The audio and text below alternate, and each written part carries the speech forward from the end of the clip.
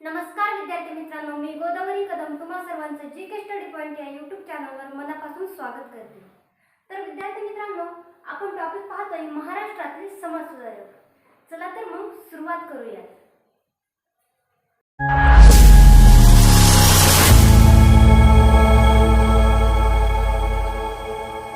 तर विद्यार्थी मित्रांनो, आपले आजचे समाजसुधारक आहेत राजर्षी शाहू महाराज। कोण? छत्रपती राजर्षी शाहू महाराज हे आपले आजचे समाजसुधारक आहेत। तर विद्यार्थी मित्रांनो, महाराष्ट्रातील समाजसुधारकांपैकी हे एक महत्त्वाचे समाजसुधारक आहेत, जसे की आंबेडकर किंवा महात्मा फुले, तसेच राजर्षी शाहू महाराज हे देखील महत्त्वाचे आहेत। तर पहा, राजर्षी शाहू महाराज यांचा जन्म 26 जून 1874 ला कागल येथील घाटगे घराण्यात झाला। केव्हा झाला? 1874 ला कागल येथील घाटगे घराण्यामध्ये राजर्षी शाहू महाराज यांचा जन्म झाला। तर त्यांचे मूळ नाव काय होते पहा, यशवंत जयसिंगराव घाटगे असे त्यांचे मूळ नाव होते। काय? यशवंत जयसिंगराव घाटगे। जयसिंगराव हे त्यांचे वडील होते, तर त्यांचे मूळ नाव काय होते? यशवंत। पुढे त्यांच्या आईचे नाव होते राधाबाई। तर यांच्या आईच्या नावावरूनच आपल्याला असं दिसून येतं की ते पुढे चालून राधानगरी हे धरण बांधतात। पुढे पहा, कोल्हापूरचे राजे चौथे शिवाजी महाराजांच्या मृत्यूनंतर त्यांच्या पत्नी आनंदीबाई यांनी यशवंतरावास दत्तक घेतले आणि याच यशवंताचे त्यांनी शाहू असे नाव ठेवले। त्यांचा विवाह पहा, 1 एप्रिल 1891 ला लक्ष्मीबाई साहेब, कोणासोबत? लक्ष्मीबाई साहेब यांच्यासोबत यांचा विवाह झाला। तर ह्या कोण होत्या? बडोद्याचे गुणाजी पंत खानविलकर यांची कन्या। कोणाची कन्या?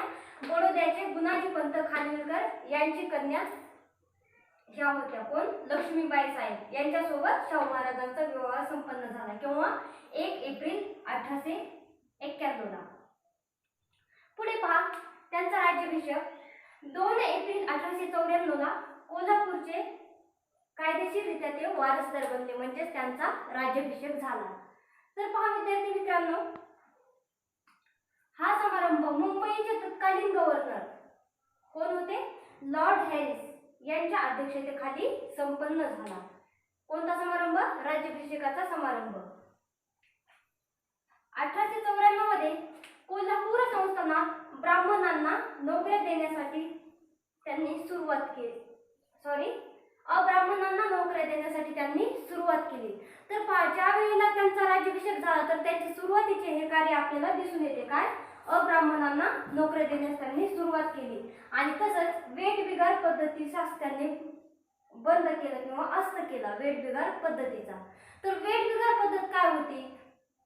म्हणजे एखाद्या व्यक्तीकडून विना मोबदला न ठरवता गुलामासारखं काम करून घेणं, त्याला आपण वेठबिगार पद्धत असं म्हणतो। तर ती वेठबिगार पद्धत बंद करण्याचं कार्य राजर्षी शाहू महाराज यांनी केलं। पुढे पहा, त्यांच्या जीवनाला कलाटणी देणारा हे महत्त्वाचं प्रकरण म्हणजे वेदोक्त प्रकरण। ज्या प्रकारे महात्मा फुले यांच्या जीवनाला कलाटणी देणारे प्रकरण कोणते होते? तर त्यांना त्यांच्या ब्राह्मण मित्राच्या वरातीतून हकलण्यात आलं होतं आणि तेथून पुढे महात्मा फुले यांच्या जीवनाला एक नवीनच दिशा मिळाली। तशाच प्रकारे राजर्षी शाहू महाराज यांच्या जीवनाला सुद्धा या वेदोक्त प्रकरणापासून वेगळे वळण मिळालेले आपल्याला दिसून येते। नोव्हेंबर 1899 मध्ये शाहू महाराजांच्या जीवनास कलाटणी देणारे वेदोक्त प्रकरण घडले। केव्हा? 1899 ला। तर काय होते हे वेदोक्त प्रकरण ते आता आपण जाणून घेऊया। तर पहा विद्यार्थी मित्रांनो, शाहू महाराज पंचगंगा नदीकाठी वेदोक्त मंत्राऐवजी पुराणोक्त मंत्राचा उच्चार। तर शाहू महाराज प्रत्येक दिवशी स्नान करण्यासाठी नदीवरती जायचे। कोणत्या नदीवरती? पंचगंगा नदीवरती। तर त्यावेळेला मंत्र उच्चारण केले जायचे। तर वेदोक्त मंत्राऐवजी तेथे पुराणोक्त मंत्राचा उच्चार केला गेला। कोणी? पुरोहित नारायण भटजी यांनी। वेदोक्त मंत्राऐवजी त्यांनी पुराणोक्त मंत्राचा तिथे उच्चार केला। तर हे शाहू महाराजांना लक्षात आलं, म्हणून शाहू महाराजांनी याचा विरोध केला।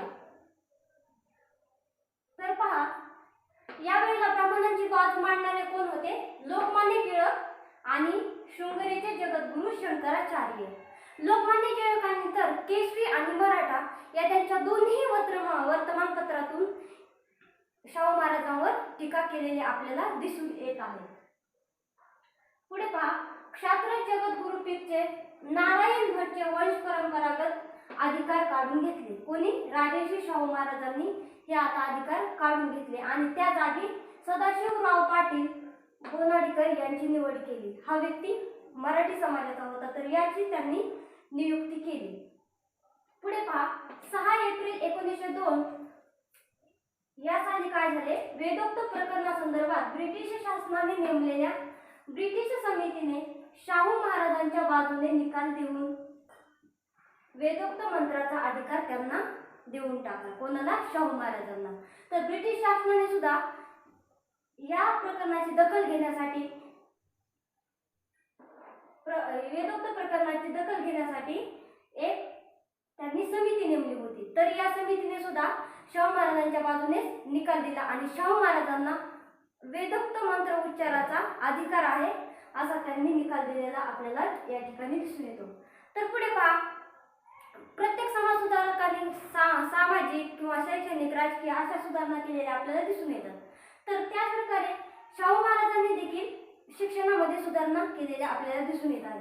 तर त्यांनी शिक्षणामध्ये काय काय सुधारणा केल्या ते पहा. संस्थानातील शैक्षणिक क्षेत्रावर दरवर्षी सुमारे 1 लाख रुपये ते खर्च करत असत. किती?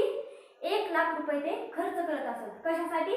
शैक्षणिक क्षेत्रावर शिक्षणामध्ये सुधारणा घडवून आणण्यासाठी. 11 जानेवारी 1911 मध्ये कोल्हापुरात सत्यशोधक समाजाची शाखा त्यांनी ओपन केली. सत्यशोधक म्हणजे सत्याचा शोध. तर ह्या सगळ्या परंपरा, वाईट रूढी परंपरा या बाजूला सारून सत्य काय आहे हे जाणून घेणं म्हणजे सत्यशोध.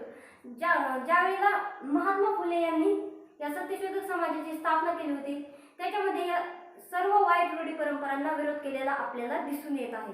त्याच प्रकारे त्याचाच आदर्श घेऊन राजर्षी शाहू महाराज यांनी कोल्हापुरात सत्यशोधक समाजाची शाखा सुरू केली. केव्हा केली? 1911 मध्ये.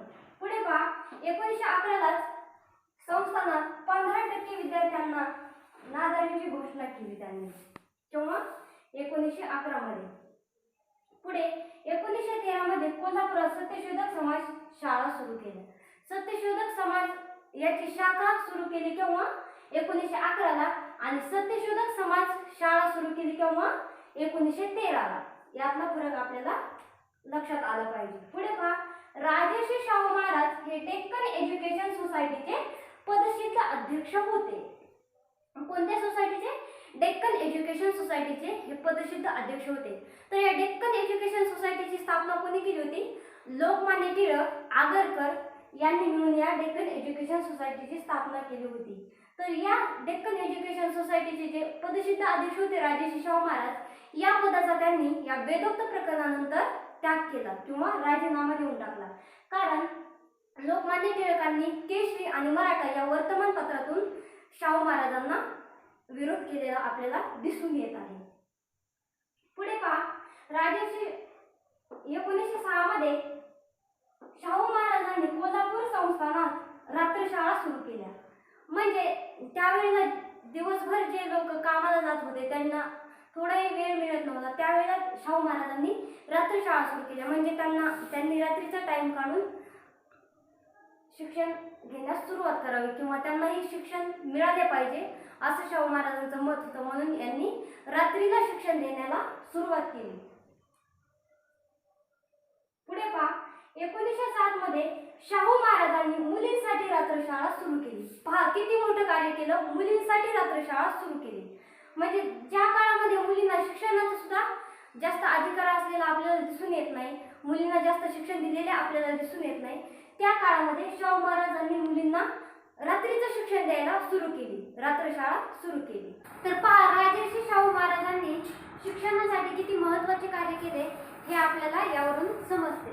पुढे पहा, 1911च्या हुकुमनाम्यानुसार अस्पृश्यांना मोफत शिक्षण देण्यास त्यांनी सुरुवात केली. कोणी? राजर्षी शाहू महाराज यांनी. केव्हा? 1911च्या हुकुमनाम्यानुसार. पुढे पहा, 1916 ला शाहू महाराजांनी बहुजन समाजामध्ये शिक्षणाचा प्रसार करणे, बहुजनांना राजकीय हक्क मिळवून देणे या कार्यासाठी निपाणी येथे, कुठे निपाणी या ठिकाणी डेक्कन रयत शिक्षण संस्थाची स्थापना त्यांनी केली. डेक्कन एज्युकेशन सोसायटी आणि डेक्कन रयत शिक्षण संस्था यातला फरक ओळखून घ्या. ही शाहू महाराजांची आहे आणि डेक्कन एज्युकेशन सोसायटी कोणाची आहे? लोकमान्य टिळक आगरकर यांची डेक्कन एज्युकेशन सोसायटी आहे, ज्याचे शाहू महाराज हे पदसिद्ध अध्यक्ष होते. पुढे पहा, 25 जुलै 1917 मध्ये प्राथमिक शाळेमध्ये फी माफीची घोषणा त्यांनी केली. कोणी?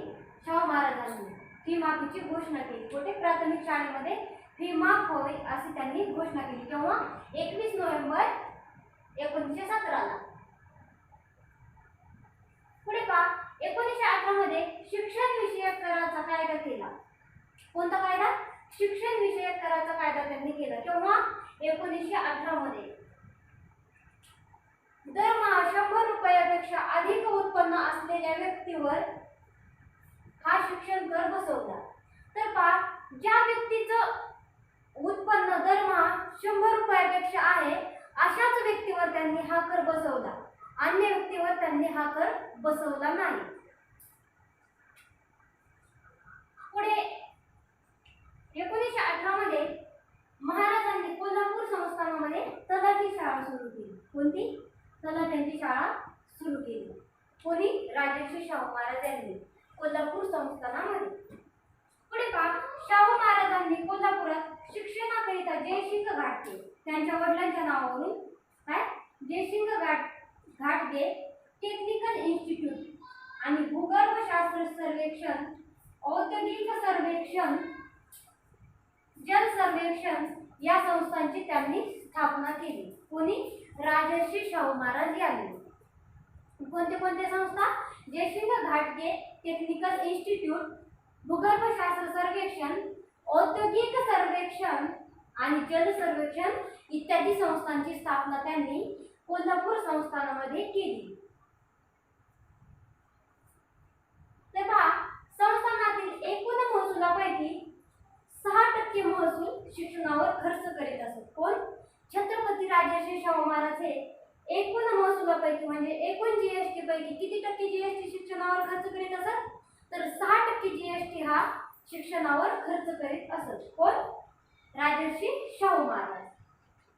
तर पहा, शाहू महाराजांनी विविध हॉस्टेलची स्थापना केलेली किंवा स्थापन केलेले, सुरुवात केलेले आपल्याला दिसून येतात. तर ते आपण त्यातील महत्त्वाचे हॉस्टेल जे आहेत, महत्त्वाचे बोर्डिंग जे आहेत ते आपण इथे अभ्यासूया.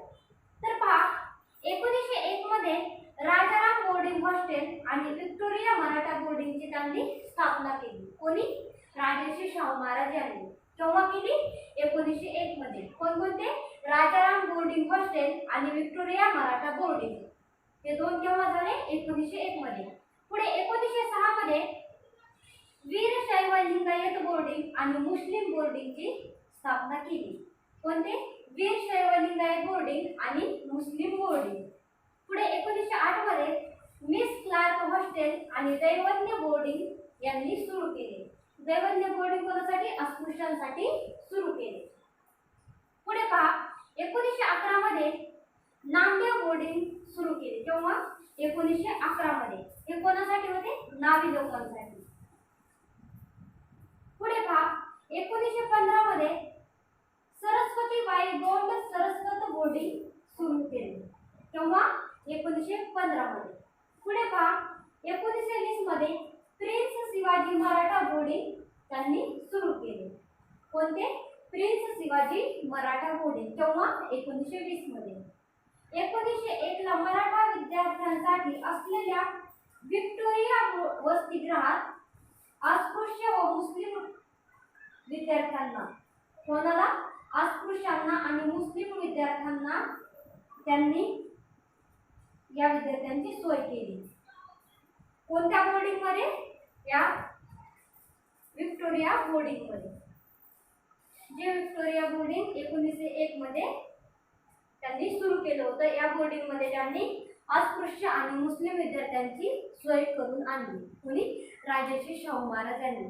तर पहा, आज आपण जे हॉस्टेल पाहतो प्रत्येक शाळेमध्ये कॉलेजामध्ये, तर अशा या हॉस्टेलची स्थापना किंवा सुरुवातच कोणी केली, तर ती राजर्षी शाहू महाराजांनी केलेली आपल्याला दिसून येते. तर शैक्षणिक कार्यामध्ये त्यांचे किती महत्त्वाचे योगदान आहे हे आपल्याला या सर्वांवरून जाणूनच येते. तर यांच्याविषयी राहिलेली माहिती आपण पुढच्या भागामध्ये पाहूया. तर तुमचे सर्वांचे मनापासून मनापर्यंत धन्यवाद. भेटूया पुढच्या लेक्चरमध्ये.